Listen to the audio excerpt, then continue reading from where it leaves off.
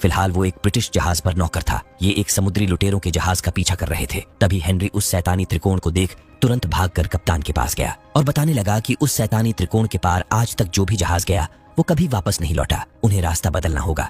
मगर किसी ने उसकी बात नहीं सुनी और बगावत करने के जुर्म में पीट पाट कर उसे जेल में बंद कर दिया गया। देखते ही देखते इनका जहाज शैतानी त्रिकोण में प्रवेश कर गया। गुफा में चारों ओर घनघोर अंधेरा छाया हुआ था। इसी अंधेरे के बीच सामने झिलमिलाती हुई हल्की रोशनी में एक जहाज दिखा। उस श्रापित जहाज पर शैतान सवार थे। उनके जहाज का नाम था साइलेंट मैरी। ये डर के मारे उन पर अंधाधुंध गोला दागने लगे, लेकिन मुर्दों पर कहा कुछ असर होने वाला था, बल्कि उल्टा वो इनके जहाज को लाटा माटा की तरह छाप लिए और सबको बकरे की तरह हलाल कर दिया गया। किसी को भी बख्शा नहीं गया। कप्तान की गर्दन तोड़ दी गई। हर तरफ डेक पर खून ही खून पसरा हुआ था। उन सब की दर्दनाक चीखें और डेक के दरार से टपकते हुए लहू को देख हेनरी का कलेजा दहल उठा। अगले ही पल वो नीचे आ गए। हेनरी के बगल में जो आदमी कैद था वो भूतों को देख जनरेटर की तरह थर थर कांप रहा था। तुरंत ही उसे भी चुप करा दिया गया। वहीं पर जैक स्पैरो का एक टेम्पलेट पड़ा हुआ था, जिसे उठाकर शैतानों के कप्तान ने पूछा कि तुम जैक स्पैरो को जानते हो? अगर कभी उससे मिलो तो बताना कि उसे कप्तान सलाज़ार ने याद किया है। जैक स्पैरो का दिशा यंत्र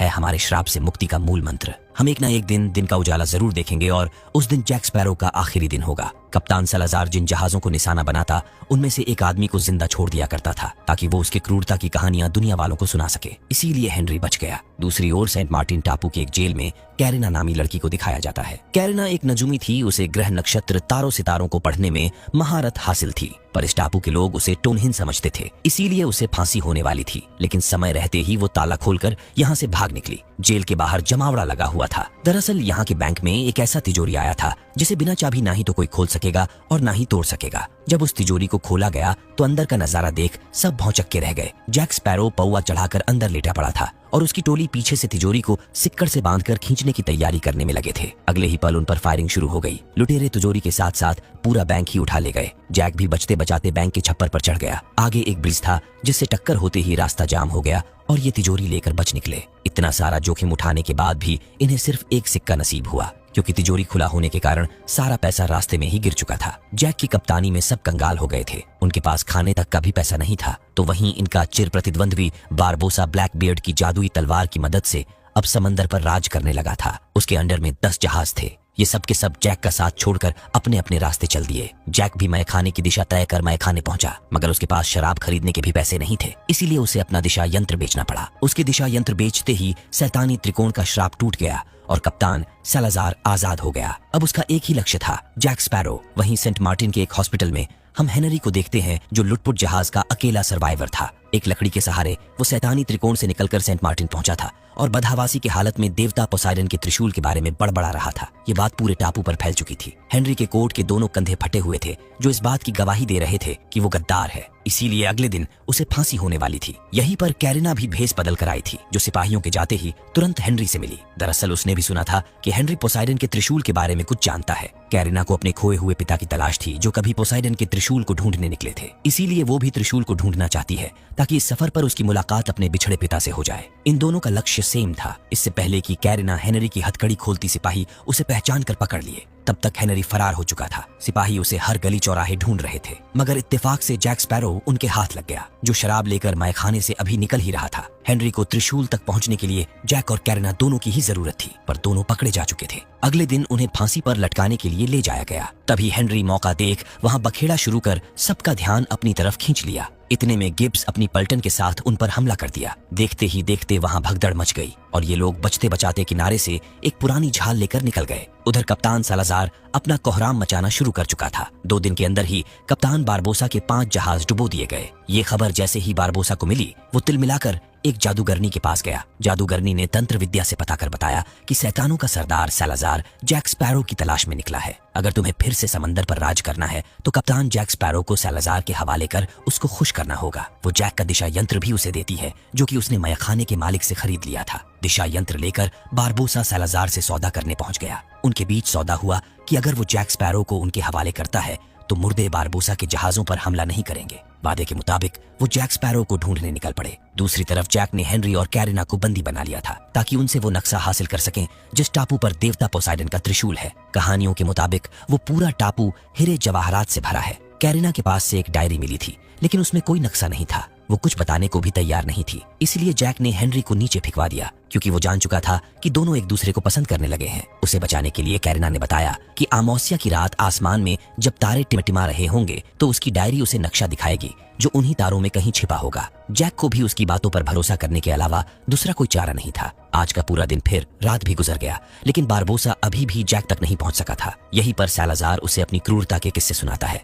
बहुत सालों पहले उसके पिता और उनके पिता की लुटेरों ने हत्या कर दी थी। तब सालाजार ने प्रण लिया कि वो लुटेरों का किस्सा हमेशा के लिए खत्म कर देगा। उसने लुटेरों की सैकड़ों कश्तियां डूबोई समंदर को लुटेरों के खून से रंग दिया। सब उसे समंदर का कसाई कहकर बुलाने लगे थे। पूरे समंदर पर उसने आतंक मचा रखा था। तब लुटेरों की एक आखिरी टोली ने पूरी ताकत से उस पर हमला किया, फिर भी वो नाकाम रहे। रोते बिलखते वो रहम की भीख मांगते रहे, लेकिन सालाजार ने किसी पर रहम नहीं किया। सालाजार को लगा अब समंदर लुटेरों के खून से पाक साफ हो गया, मगर पता नहीं कैसे धुंध में एक कश्ती बच निकली। उस पर एक अकेला नौजवान खड़ा था। वो मुझे चिढ़ा रहा था, गुस्सा दिला रहा था। उसी दिन उस लड़के को वो नाम मिला, कैप्टन द जैक स्पैरो। दरअसल उस रोज उस लड़ाई में जैक भी शामिल था। उसके कप्तान आखिरी सांसें गिन रहे थे। अब सब कुछ जैक के कंधों पर था। कप्तान ने मरने से पहले अपना दिशा यंत्र देकर कहा कि वो जिस भी चीज की इच्छा करेगा ये दिशा यंत्र उसी ओर इशारा करेगी। उसने कप्तान सालाजार को चिढ़ाना शुरू किया। गुस्से में लाल होकर सालाजार ने अपनी कश्ती उसके पीछे 880 की स्पीड से भगाई। तभी अचानक जैक को हनी काटा। वो बच निकला, जबकि कप्तान सालाजार का जहाज शैतानी त्रिकोण में प्रवेश कर गया। सालाजार को उस त्रिकोण के श्राप के बारे में कुछ भी आइडिया नहीं था।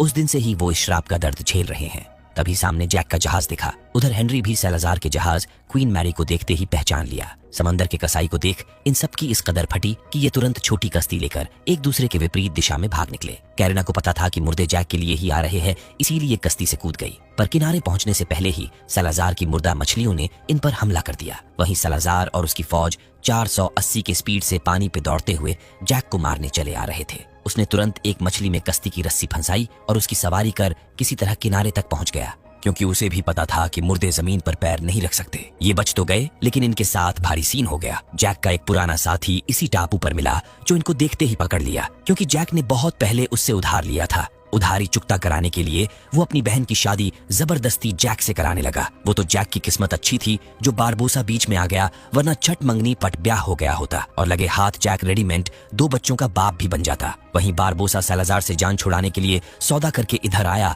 कि वो जैक को पकड़कर उसके हवाले करेगा, मगर यहाँ आते ही उसके तेवर बदल गए। अब उसका नया प्लान था किसी तरह त्रिशूल को हासिल करना और मुर्दों का खात्मा करना, ताकि फिर से समंदर पर लुटेरों का राज हो। मगर इसके लिए उन्हें चाहिए थी एक ऐसी जहाज जो सालाजार के जहाज क्वीन मैरी से भी तेज हो। अगले ही पल बारबोसा जैक के सीने में तलवार घोंप दिया। दरअसल वहीं पर जैक ने बोतल में कैद ब्लैक पर्ल को रखा था। ब्लैक बियर्ड की जादुई तलवार से ब्लैक पर्ल आजाद हो गया और पानी में फेंकते ही अपने असली रूप में आ गया। ये जैक हेनरी और कैरिना को बंदी बनाकर अपनी मंजिल की ओर चल पड़े, मगर किसी भी नक्शे पर उस त्रिशूल का जिक्र नहीं था, इसलिए जैक का दिशा यंत्र भी कुछ काम का नहीं था। तब कैरिना ने बताया कि वो सितारों को पढ़कर वहां पहुंचा सकती है, जिसके बाद उसे खोल दिया गया। कैरिना के पास एक डायरी थी, उस डायरी को बारबोसा पहचानता था। तब कैरिना ने बताया कि ये डायरी उसके पिता स्मिथ ने अपने नाम के साथ उसके लिए एक अनाथालय के सीढ़ियों पर छोड़ा था। इतना सुनते ही बारबोसा सख्ते में आ गया और इच्छा शक्ति से चलने वाला जैक के दिशा यंत्र ने उसकी ओर इशारा करके कंफर्म कर दिया कि कैरिना उसकी ही औलाद है। पैदा होते ही उसकी मां चल बसी। तब बारबोसा ने उसे एक बेसकीमती डायरी जिस पर रेड डायमंड लगा हुआ था उसके साथ अनाथालय की सीढ़ियों पर छोड़ दिया, ताकि उस कीमती हीरे के बदले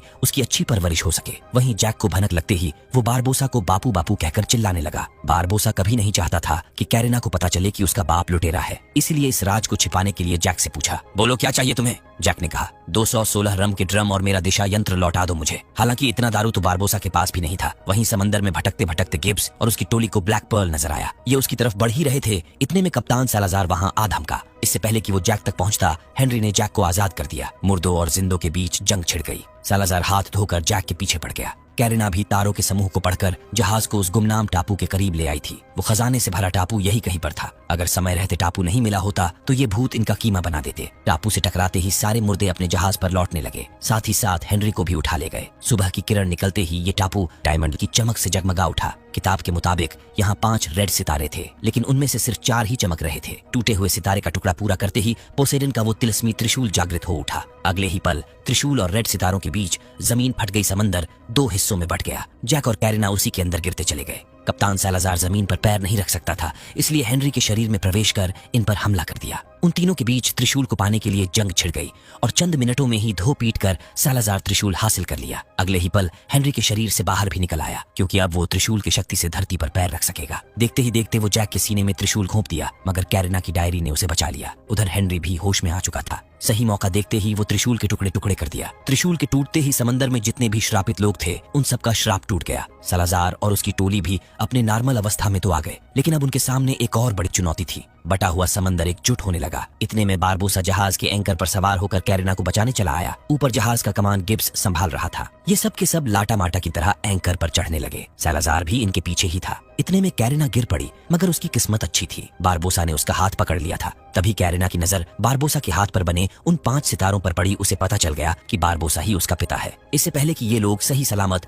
ऊपर चढ़ते, नीचे सालाजार आ चुका था। उससे निपटने के लिए जैक ने बारबोसा की तरह तलवार फेंका, जिसे कैच कर वो अपने साथ साथ सालाजार को भी ले डूबा और ये लोग समय रहते उस दरार से बचकर निकल आए। कप्तान बारबोसा के सम्मान में सबने अपनी अपनी टोपी उतारी। इस तरह हेक्टर बारबोसा स्मिथ की कहानी खत्म हुई। वापस लौटने के बाद हेनरी कैरिना को लेकर उसी किनारे पर ले गया जहां उसके पिता 10 साल में एक बार उनसे मिलने आते थे। कुछ पल इंतजार के बाद उसके पिता विल टर्नर भी लौट आए। उनका श्राप भी टूट चुका था। वहीं कप्तान जैक स्पैरो अपनी पल्टन के साथ बरमूडा ट्रायंगल में छिपे खजाने की तलाश में निकल पड़ा।